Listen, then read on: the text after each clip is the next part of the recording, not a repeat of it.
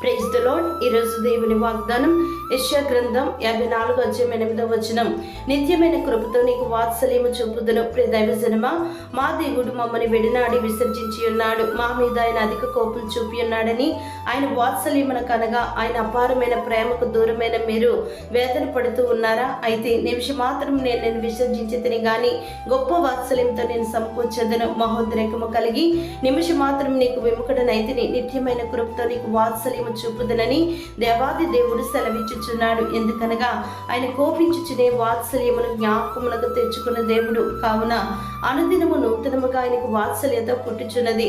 మీరు ఆయన తట్టు తిరిగినప్పుడు మీ దేవుడు అత్యంత కృపగలవాడు గనుక మీరు నిర్మూలము కాకుండా చీకటిలోను మరణ ఛాయల్లోను కూర్చుంటూ మీకు వెలుగునిచ్చుటకే ఆ మహావాత్సల్యమును బట్టి పైనుండి ఆయన అరుణోదయ దర్శనమును అనుగ్రహించునగా ఆయన ప్రత్యక్షమగును. దేవుడు మిమ్మల్ని దీవించునుగాక. ఆమేన్.